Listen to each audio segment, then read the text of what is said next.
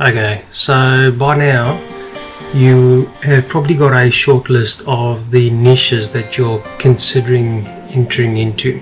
Now, today what I'll show you is how to whittle down that list. You've probably got 5, you may have a bit more, because as you do research on magazines, you'll just see all these opportunities open up, and you need to whittle them down because you want to start with one niche and then get that working well, make sure it's successful before you enter into another niche. Now, the best way to do this is with Google Insights. So what you do is just go to google.com, type in Google Insights, and you'll see it in the first position here. Click on that, and what you do in Google Insights, this is actually quite brilliant.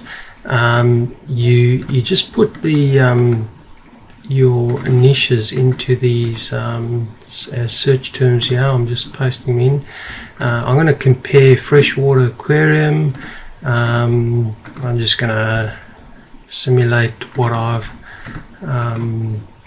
the niches that I could have thought about. So say freshwater aquarium, knitting, and let's look at another one, which is, let's go with model train.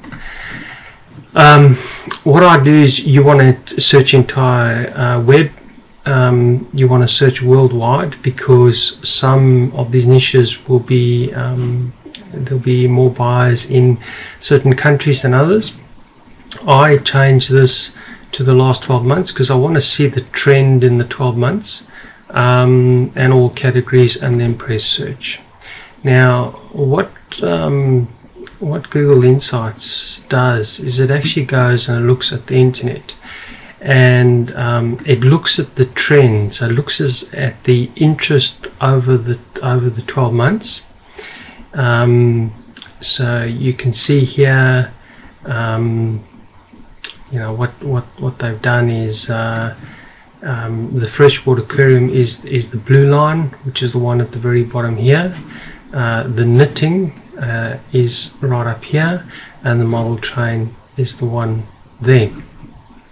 Now, if this was the 3 niches I was looking at, I was interested in, I could see for a start that according to Google, the interest, the people going to Google typing in search terms related to knitting is a huge amount greater than freshwater aquariums or model trains.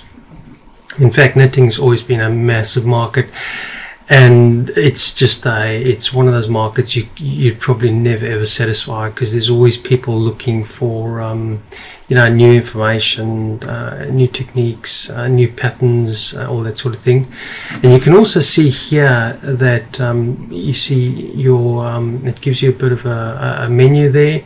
So you can see in the United States, knitting 96 interest compared to freshwater aquarium, which is 4, model train 7. So knitting market is massive. And then your next one is United Kingdom. Actually, in United Kingdom, the interest is greater in United Kingdom for knitting compared to United States, and the next one would be Australia, and the next one would be Canada. So if you were targeting knitting, you would these would be the 4 countries you would target with any sort of advertising, because that's where your demand would come from. So it gives you a bit of an index, and then following down here, it gives you ideas of search terms. So if you look in the freshwater aquarium market, freshwater fish aquarium, aquarium freshwater fish, these would typically be the terms you would target, because these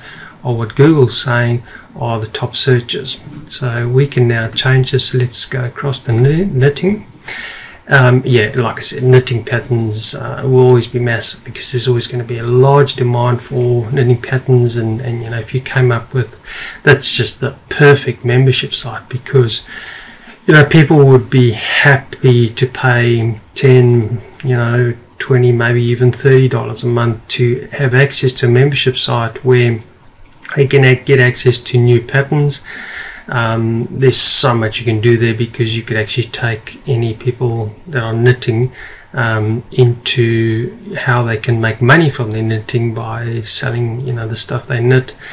And you know, I'll show you in the next video how we actually determine the demographics of that market, you know, whether the people are male or female, or whether they you know, 50 plus or between the ages of 30 and 40, etc., which will help you target your website better.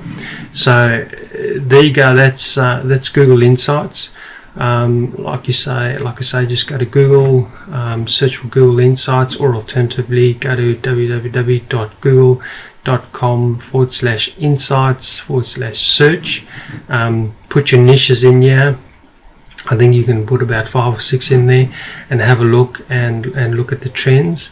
That'll give you a good idea of how to whittle down your list, because obviously it would be easier to target the one with the more demand in Google. The more people searching for it in Google means that, you know, if you can rank a website, get it in front of them, you've got a higher chance of success. Also take note, I typically take a screenshot of this, and then I put it in a folder, you know, make it into a PDF. But notice also, you know, the change over the year. Like you'll see, it's pretty flat up until here when it climbs, and then there's a sort of a peak. So it looks like December, January, when people are on holidays, there's a peak here. You know, that's when you're going to make most sales. So it also gives you an idea when you have this website. If your sales are a bit slow around the May, June, July, you know why, and then you'll see, you know, you don't get discouraged, because you know then, you know, from October onwards it's going to pick up significantly. So there you go. That's Google Insights. So put your niches in there, and it'll give you some great information to be able to make some decisions.